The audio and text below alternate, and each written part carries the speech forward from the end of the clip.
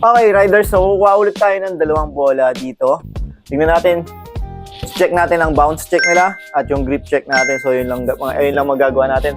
So kunin natin tong Doride bola ng Pinas with collaboration sa SBL Team Papawis. So customized basketball partnership with Team Papawis SBL.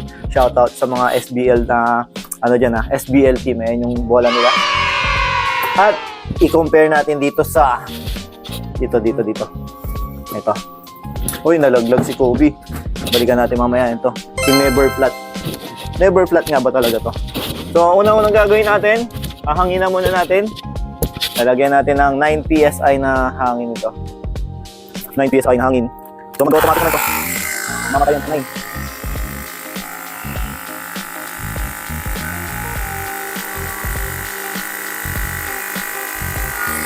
Okay, nice one. Next, itong si Spalding Never Flat. So Never Flat daw siya. So may mga problema dito sa Never Flat na to. Nag-ano siya? Nagbabakbak. So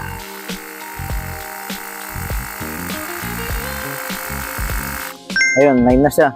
So yun, sa tingin ko ang materials nito is PU leather to. Hindi siya microfiber. Hindi siya kaya nagbabakbak siya. So actually nag-sale to sa mga sa mga mall. Ganun nangyari. So punta tayo dito sa court natin, dito sa Doride backyard. Dito kami naglalaro usually.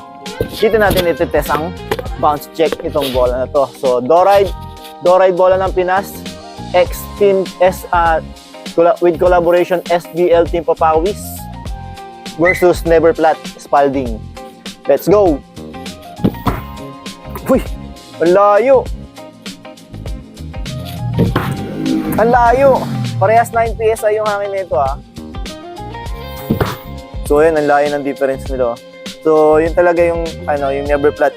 Mahina talaga yung bounce niya. Tapos kung pakinggan nyo yung bounce Iba yung tunog niya. Kumpara dito. Parang may naiiwan, parang may plastic na naiiwan dito. So gawin naman natin grip check. Grip check.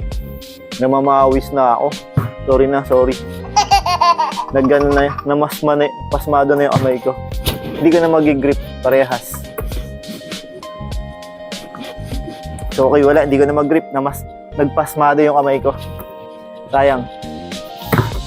Pero sa smoothness, mas smooth ito si Doride bola ng Pinas. Napaka-smooth niya. Itong si Never Flat Spalding, medyo matigas yung kanyang panel. Ayan na, nag-grip ko na. Medyo umaano na ang grip ko. Ayaw talaga. So yun lang, hanggang gano'n lang. So kung gusto nyo maipag-partner sa amin sa Doride, gusto nyo magkaroon ng ganito, yung bola nakapangalan sa pangalan ninyo, o kaya nakapangalan sa team ninyo, just contact us. Pwede tayo mag-customize nyan. So Doride collaboration with your team or kaya pangalan ninyo. Pwede natin ilagay dyan, nakapangalan mismo sa inyo yung bola. I-customize natin yan para kung sakali may kumuha ng bola sa inyo, makikilala nyo agad yung bola, di ba? Diba, pag pumasok to, sablay! So, ganda lang. Pag-grip na ako. Okay na, grips na yung grip. Yan. So, okay yung grip na ito ni Doride bola ng Pinas. Try natin si Spalding. Si Spalding medyo... Ayan. Medyo mas may ilang grip si Spalding. Ang baba talaga ng bounce niya. Okay, balik tayo dito kay Doride bola ng Pinas. So, mas maganda yung grip na ito ni Doride bola ng Pinas tsaka sa bounce. Okay din. So, alam nyo na. Pwede rin pala bumili na ito. Pag bumili kayo ng Doride bola ng Pinas, may libreng rubber na size 7 ito. Buy one get. 9 bounce out ulit.